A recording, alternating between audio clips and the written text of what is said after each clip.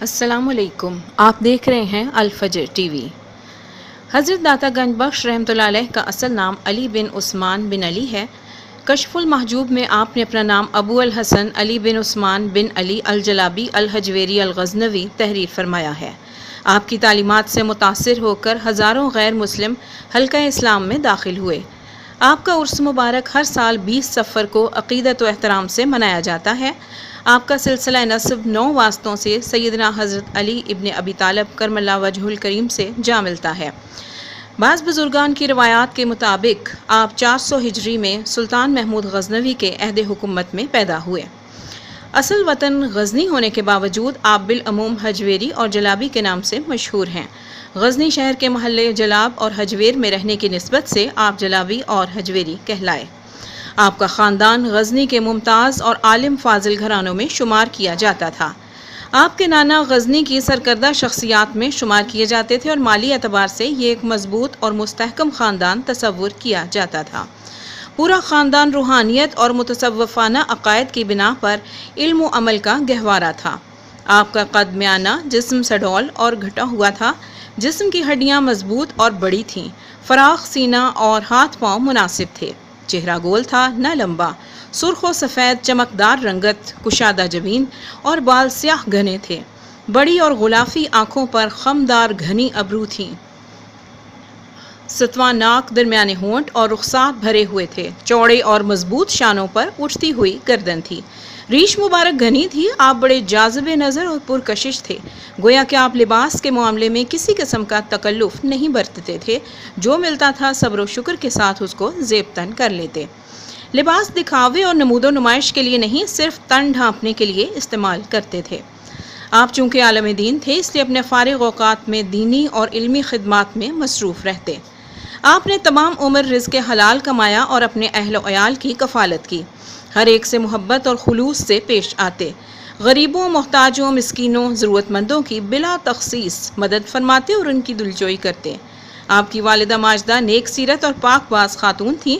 ان کی شادی سید عثمان بن علی سے ہوئی اور حضرت داتا گنج بخش آپ کی اکلوتی اولاد تھے۔ آپ بہت شفیق تھیں۔ شرافت اور دینداری کی وجہ سے پورے خاندان میں نہایت عزت اور احترام کی نگاہ سے دیکھی جاتی تھیں۔ آپ نے قرآن مجید کی تعلیم اپنے والد یا کسی استاد سے 4 سال کی عمر میں حاصل کرنی شروع کی۔ فطری طور پر خدا نے انہیں بہت اچھا حافظہ دیا تھا۔ قرآن مجید کی ابتدائی تعلیم حاصل کرنے کے بعد حضرت علی حجویری نے غزنی کے مختلف مدارس سے اس دور کے مروجہ علوم یعنی عربی اور فارسی کی تعلیم حاصل کی۔ اس کے بعد علم فقہ، علم حدیث و تفسیر، علم منطق اور فلسفہ پر عبور حاصل کیا۔ اس طرح آپ کو علم شریعت میں پوری طرح مہارت حاصل ہو گئی۔ اس کے بعد مختلف شہروں میں علوم ظاہری و باطنی کی سعی کی۔ علمی پختگی حاصل کرنے کے لیے آپ نے جن اساتذہ سے فیض حاصل کیا ان کی تفصیل کچھ اس طرح سے ہے۔ شیخ ابو القاسم عبد الکریم بن حوازن القشیری، ابو الفضل محمد بن الحسن الختلی، ابو العباس بن محمد اشفانی، شیخ ابو سعید ابو الخیر، خواجہ احمد مظفر بن احمد بن حمدان، ابو العباس بن محمد قصاب، ابو جعفر محمد بن مصباح صدلانی، باب فرغانی، حضرت بو عبداللہ بن علی الداغستانی، حضرت شیخ ابو القاسم بن علی بن عبداللہ گرگانی کے نام قابل ذکر ہیں۔ حضرت علی حجویری داتا گنج بخش رحمۃ اللہ علیہ کا تعلق سلسلہ جنیدیہ سے ہے۔ حضرت جنید بغدادی طریقت کے شیخ المشائخ اور شریعت کے امام الائمہ ہیں۔ حضرت داتا گنج بخش رحمۃ اللہ علیہ جس زمانے میں سیر و سیاحت میں مشغول تھے، تو ایک دفعہ سفر میں جب وہ ملک شام پہنچے تو وہاں آپ کی ملاقات حضرت ابو الفضل محمد بن حسن ختلی سے ہوئی۔ آپ ان کی عالمانہ اور عارفانہ گفتگو سے اتنے متاثر ہوئے کہ ان کے دست مبارک پر بیعت ہو گئے۔ حضرت علی بن عثمان حجویری ایک اور جگہ فرماتے ہیں کہ ایک دفعہ میں اپنے پیر و مرشد کے ساتھ بیت الجن سے دمشق کا سفر کر رہا تھا۔ راستے میں بارش ہو گئی جس کی وجہ سے بے انتہا کیچڑ ہو گیا۔ ہم بہت مشکل سے چل رہے تھے کہ اچانک میری نظر مرشد پر پڑی تو کیا دیکھتا ہوں کہ ان کا لباس بھی خشک ہے اور پاؤں پر بھی کہیں کیچڑ کا نشان نہیں۔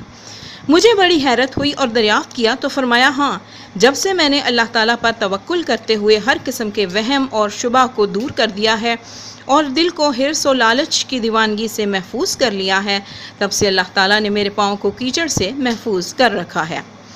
حضرت داتا گنج بخش نے اپنی زندگی کے 34 سال لاہور شہر میں گزارے اور اسی شہر میں ہی چند روز کی علالت کے بعد اس جہان فانی کو خیر بات کہا اور اپنے حجرے میں ہی جہاں ان کا قیام تھا انتقال فرمایا۔ آپ کے خلیفہ حضرت شیخ ہندی نے آپ کی نماز جنازہ پڑھائی اور آپ کو اسی مقام پر جہاں آپ نے وفات پائی تھی دفن کر دیا گیا، جہاں آج بھی آپ کا مزار مرجع خلائق ہے اور آسمان ان کی لحد پر شبنم فشانی کرتا ہے۔ گنج بخش فیض عالم مظہر نور خدا، ناو کے سارا پیر کامل کامل آرا رہنما۔